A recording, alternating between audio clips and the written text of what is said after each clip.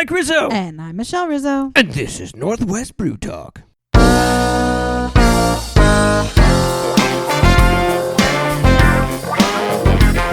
Welcome to Northwest Brew Talk, the #1 podcast on Washington beer, brought to you by Micro Homebrew, located in Kenmore. This is episode number 75. Each and every week, we promote the Washington brewing industry by talking to those people involved and drinking Washington beer. If you like Washington beer, learn about the people behind it here on our show. This week on the Micro Homebrew interview, we talk with Everybody's Brewing. We also have our brew news and local music from Wind Burial. With over 300 breweries, we try to highlight as many as possible every episode. If you're new to the show, we suggest you check out our back catalog with some great interviews and lots of Washington beer. If you have any comments or questions, feel free to send us an email to nwbrewtalk@gmail.com. We're on Twitter at nwbrewtalk or find us on Facebook at facebook.com/nwbrewtalk. If you like the show and want to support us, share our link and tell your friends on social media. It takes just a few to start a revolution. To start the show, let's open our first beer. It's from Three Magnets Brewing, located in Olympia. They have an all ages area and a 21 and over area. They're open 7 days a week, and we're drinking their Little Juice IPA Smoothie Edition. This thick, cloudy version of Little Juice IPA starts with an intense aroma of tropical fruit in the nose, followed by notes of dry citrus flavors that mingle with a touch of soft maltiness. Oh, yeah. 6.6. Woo, I can smell that over here. Yeah. 6.6% ABV, 65 IBUs, and an untapped rating of 4.07. That smells awesome. It smells like some citrus fruits. It's, like it said, it's a cloudy golden color. Nice white head. I like the bottle that it says, "No fruit was harmed in the making of this beer." And wow, that's a nice citrusy IPA. You don't always get a citrusy one. No, you know. A lot of them are piney and yeah, things like that. Absolutely. But yeah, that's got a nice... Wow, that's very good. I like that a lot. Yeah, once in a while you get one that's like a grapefruity flavor or something like that. Yeah, absolutely. That's kind of what this is. That's nice. That's very good. Yeah, they have a couple different ones. They have a double IPA and a triple IPA or an imperial IPA too. All part of the same series. I opted for the standard IPA for this one. But yeah, this is actually their flagship, huh? Yeah. Okay, cool. Yeah, that's a good IPA to have for a flagship. Yeah, that's very good. It's not not necessarily what you would expect from an IPA, but it's, I mean, personally, I love it. Yeah, it is. It's very good. Awesome. All right, and now on to this week's brew news. That was good. That's a good IPA. That was a good choice.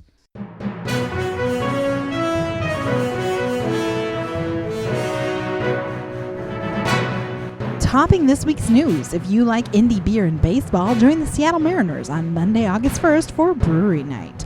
The event takes place before the game, and pre-sale tickets get you a t-shirt and 2 drink tickets. The Mariners stock many indie beers from Washington, but on this night, there will be 12 different breweries in attendance for this special event. Coming up in Tacoma is Tacoma Beer Week. It runs from August 1st through the 6th with events across Tacoma. The city has seen a number of indie breweries increase in the past few years. This is the time to showcase everything they have. There will be special beer releases, barbecues, and a special party at the Copper Door celebrating the 50th anniversary of the Beatles' Revolver album while pouring beers inspired by songs off Revolver. Brewed by 8 Tacoma breweries: Harmon Brewing Company, Pacific Brewing and Malting Company, E9 Brewery, Seven Seas Brewing Company, Odd Otter Brewing Company, Tacoma Brewing Company, Narrows Brewing, and Wingman Brewers. Each original beer comes with a playful name to match a song title or lyrics. Visit TacomaBeerWeek.com for all the events. Another event for Tacoma Beer Week will take place on August 6th, called Beer Fest of Destiny.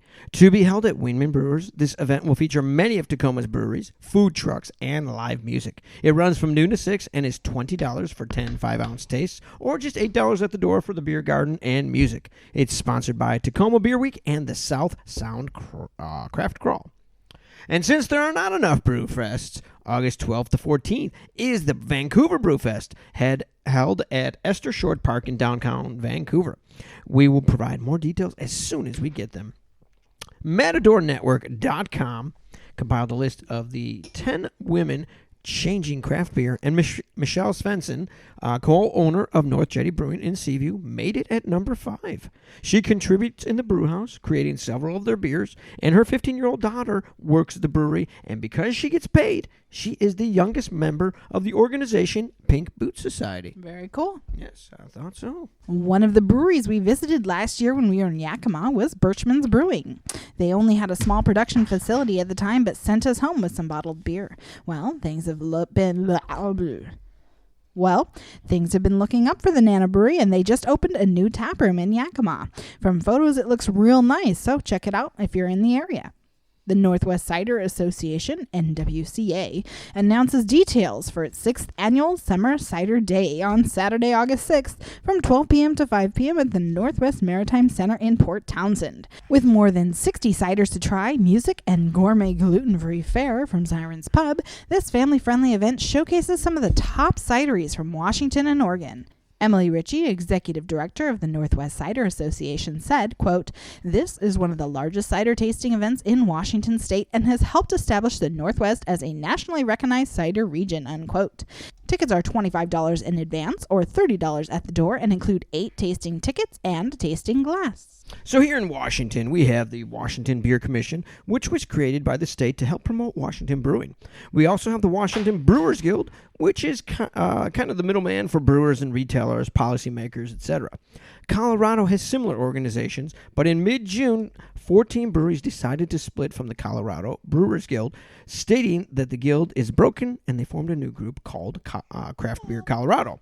Some of the breweries include Epic Brewing, Great Divide, Oscar Blues, New Belgium, Left Hand, and Odell Brewing. The 4 biggest basically left the organization.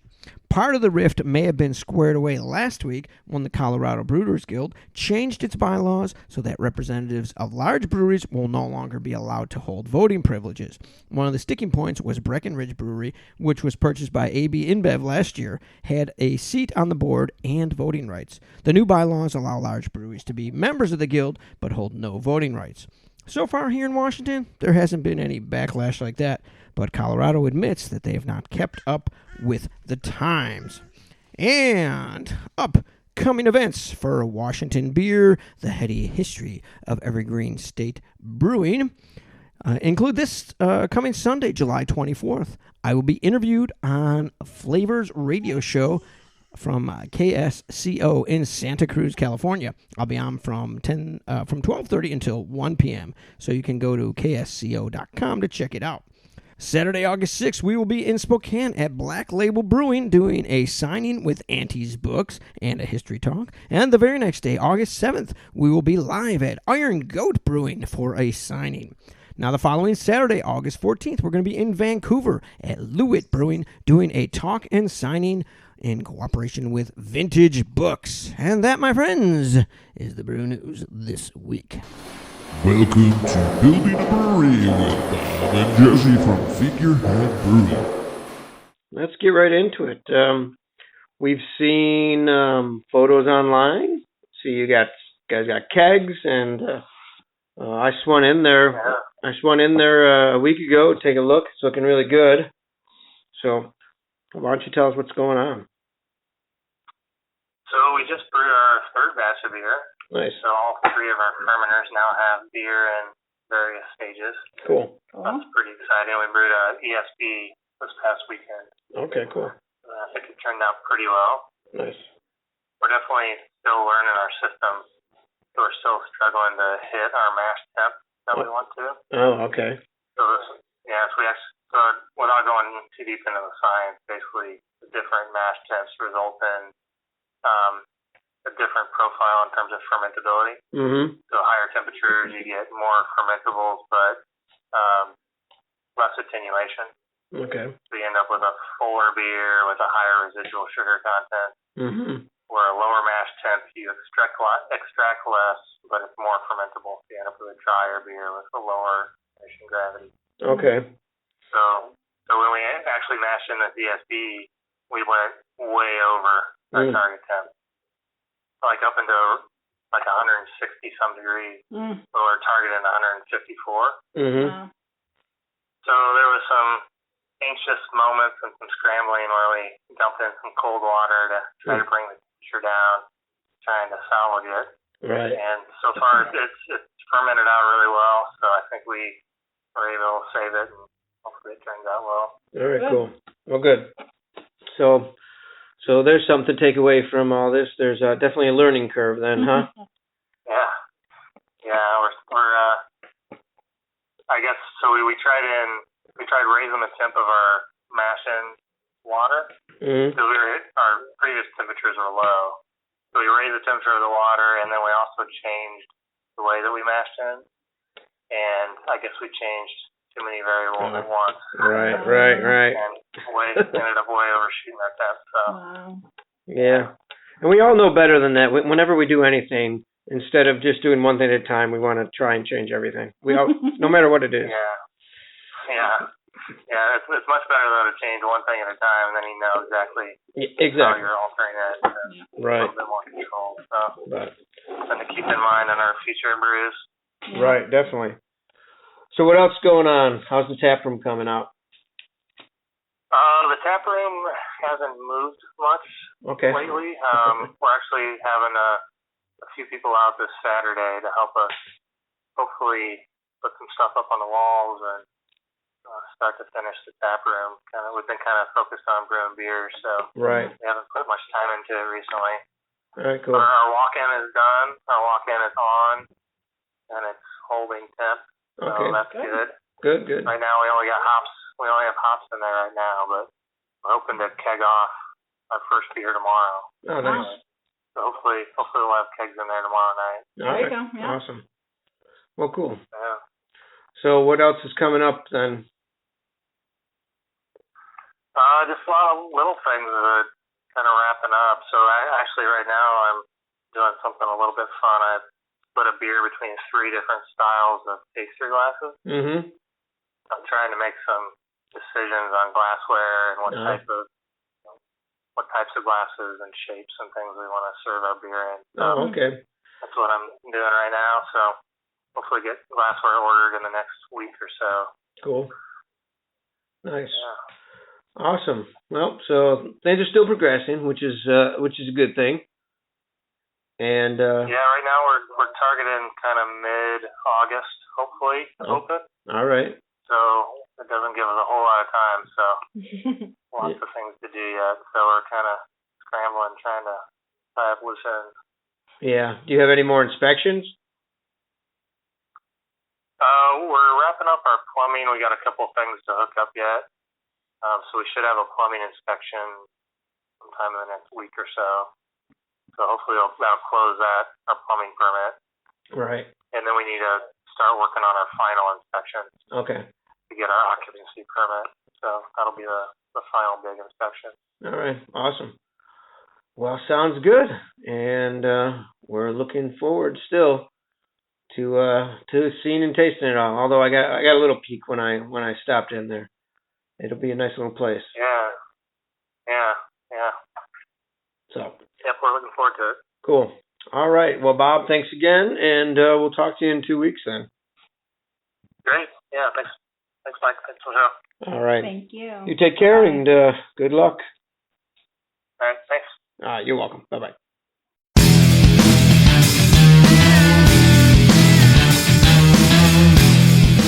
Welcome back to Northwest Brew Talk. If you want to submit news to Northwest Brew Talk, send us an email to nwbrewtalk@gmail.com. If you've not yet subscribed to our podcast, why not do it now? It's free, available anywhere you listen to podcasts, including iTunes, Podbean, Stitcher, and TuneIn Radio. All right, on this week's Micro Homebrew interview, we're talking to Doug from Everybody's Brewing.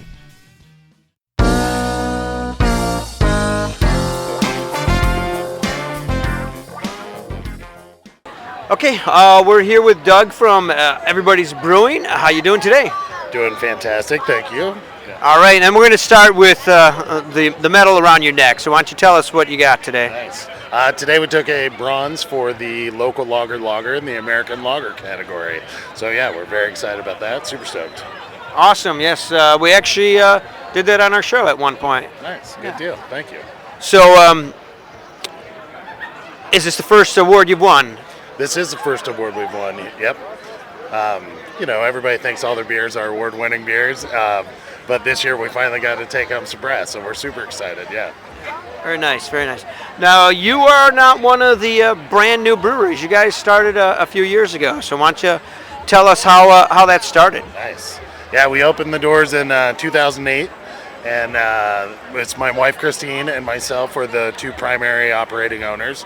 We met at Full Sail back in 2001, where she was a server and I was a brewer, and we've been in the beer industry or restaurant industry for quite some time now. And yeah, we've grown from a small little pub to a nice little production pub facility. Yeah. Nice.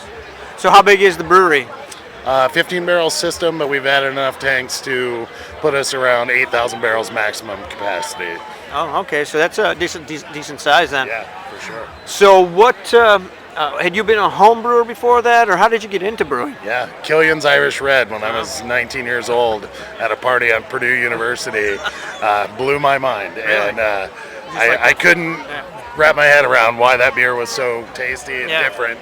So I started home brewing with friends, and the day I turned 21, I applied at the local brewery where I went from day server to head bartender to head brewer within about a year and a half. I brewed for the Lafayette Brewing Company there for 4 years, and then I got the mountain bug in me, and I couldn't shake that, so I came out to learn the Northwest style and did Full Sail for 2 years. And then I worked for a distributor for 4 years in Portland, Oregon, to learn how to sell the beer. And then my lovely wife and I opened up Everybody's in 2008. So, yeah. Yeah, so you've got a good, nice little background, like you said, in like the sales end of it and the brewing end of it. So that had to have helped. Oh, it helps tremendously. It really does. But that experience comes with being my age too. So these young guys out here, they're picking it up quick, and it's awesome to see. So yeah, I love being a guy they can go to for advice sometimes, even though it makes me feel a little old. Yeah. Yeah, that's gonna come with time there. But so tell me what type of beers do you like to brew at Everybody's Brewing?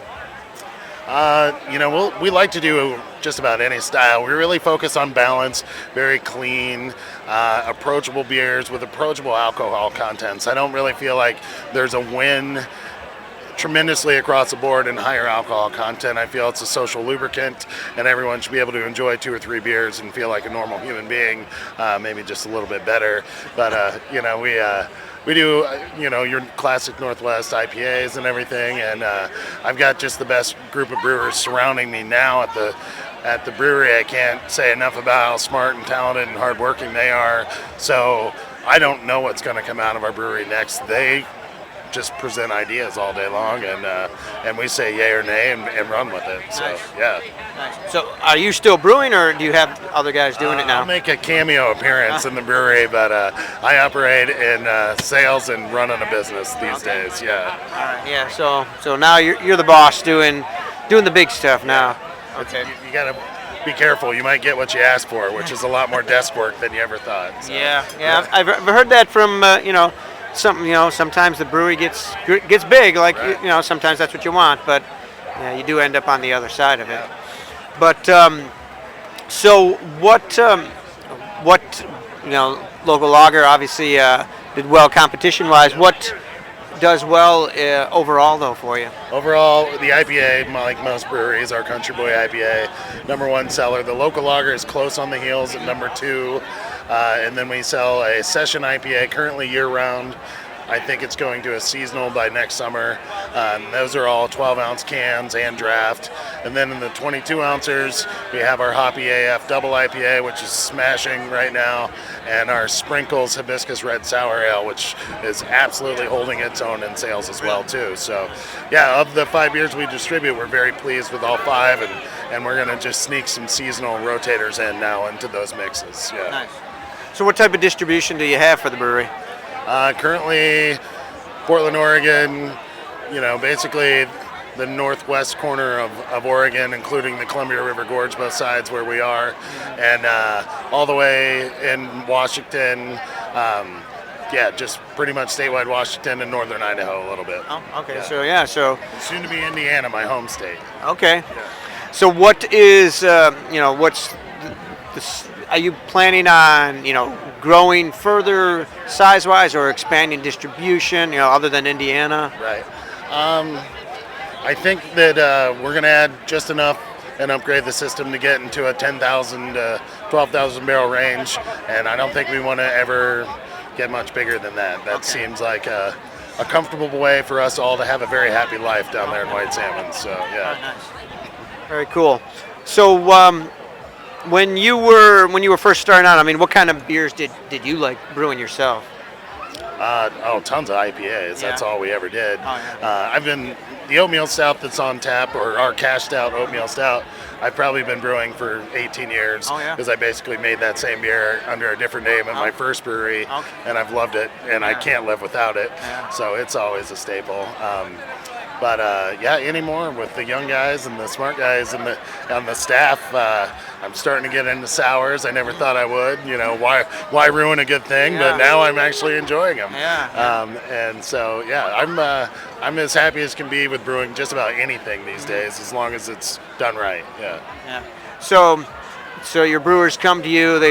Maybe they've talked together and they say, "Hey, we'd like to do something like this," and then what do? Do you let them run with it, or what? Yeah, we kind of sit down as a group and talk about what the recipe is and ask why this, why not that. Yeah. And once it's not really through the panel, it's just to make sure we're getting in the glass what they have in their head. Mm-hmm. So we all try to help each other out there. But as long as we don't have to keep up. If there's a spot to be open, they can pretty much make any beer they want if we talk about it in enough time. So Nice. That's the smartest thing I think I've ever did is let the smartest kids in the room do what they want to do. So yeah. So that's helped, huh? Yeah. So is that where like local lager came from? Local lager is one of mine. It's been around since day one, and a lot of them are. This is just in the last couple of years we've really kind of let the reins go. It was really tough for me at first. I worked my whole life to open my own brewery, so I made my own beer. Yeah. And but now I see so much more value in just letting them run with the ball, and it's so much more fun for me as well. Oh, yeah. I can make a beer any day I want, so and will continue to do so. Sure. Yeah. Oh, well, that's cool. That also probably makes for happy employees that they get to work on different things. Yeah, we're all brewers. We make a lot of beer, not a ton of money, but but we're, I think, very happy. Yeah, we have a great day every day at work. So yeah. Cool. So when you guys are looking at doing something like that, are you looking at to style, or are you looking at whatever the type of beer is that they want to do, whatever it is? To style is usually our focus on all the beers.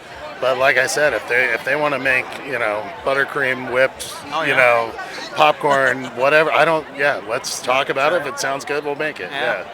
So, but most of the guys are traditional in mind. Yeah. We're not the guys to go to for the craziest beer you ever heard of. No, totally. Yeah. Have you had to dump any? Thank you. Knock on wood.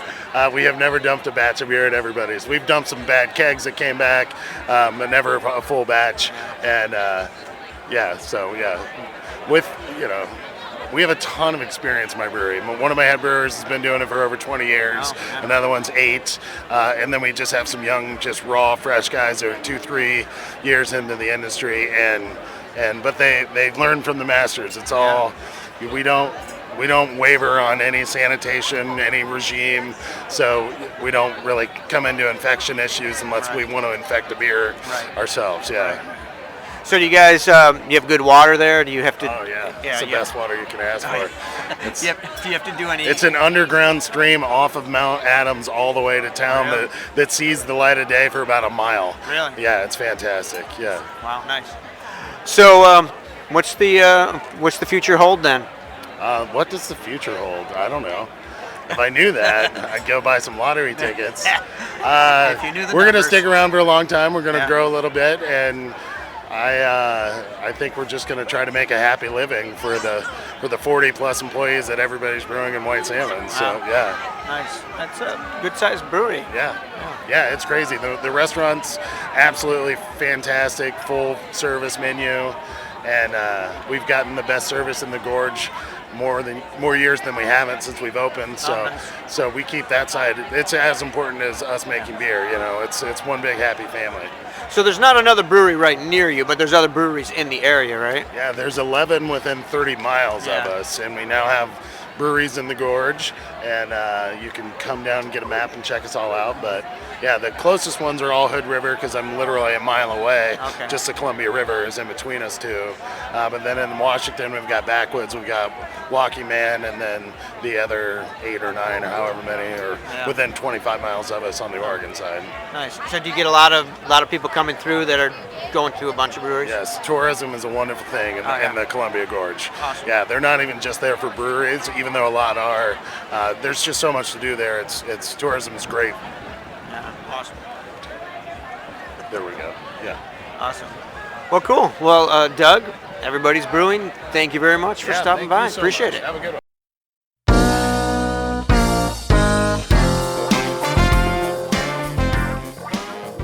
Thank you to Doug from Everybody's Brewing for joining us today. Appreciate that. If you are a home brewer looking for a great shop to buy your homebrew ingredients and equipment, why don't you check out Micro Homebrew in Kenmore? Tony and his staff are always happy to help a new or experienced homebrewer find what they need. At Micro Homebrew, they're proud to carry over 100 hop varieties. Visit them today at 17511 68th Avenue Northeast in Kenmore, or find them on Facebook at Micro Homebrew. When you stop in, make sure you tell them that you heard about them on Northwest Brew Talk. We'll be right back after a local music break from Wind Burial.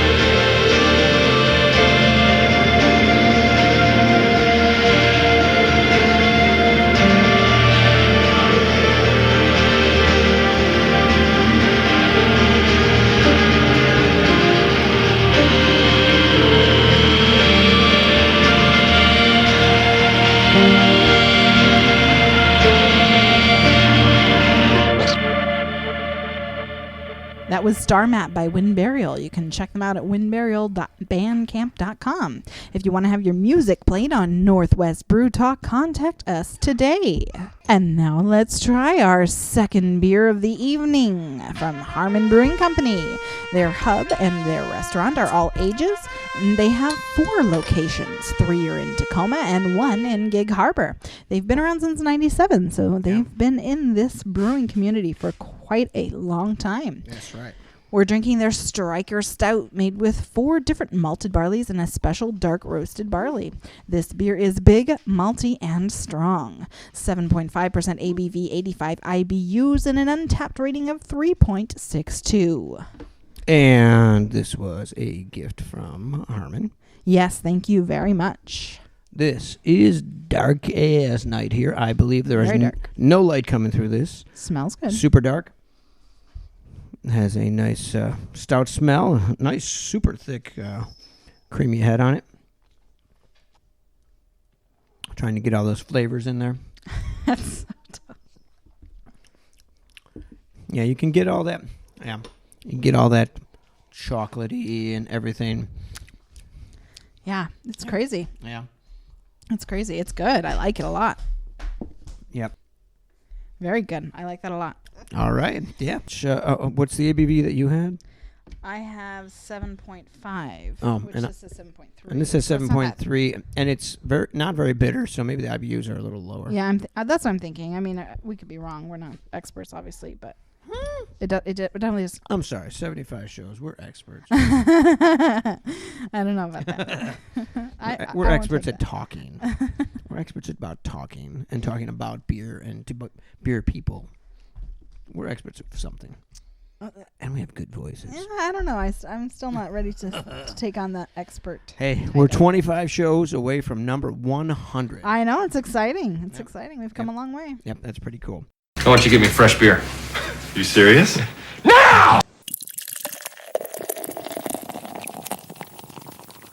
This week's Spotlight Indie Beer release is from Diamond Knot Brewing, Azaka IPA, their first official release in the Dwarf Hop series. Diamond Knot wanted to formulate an IPA that would show off all the Azaka hops have to offer. This start is slight honey, leading to a mango and papaya-like middle. Finish is on the drier side and refreshing. 6.4% ABV, 45 IBUs, and no untapped rating yet, as it is very new. It sounds delicious. Oh, yeah. Definitely does. Another one of those fruity. Yeah, I really like the fruity, the ones that don't have fruit in them, but the hops really bring you a funky fruit characteristic. Yep. And that is really cool.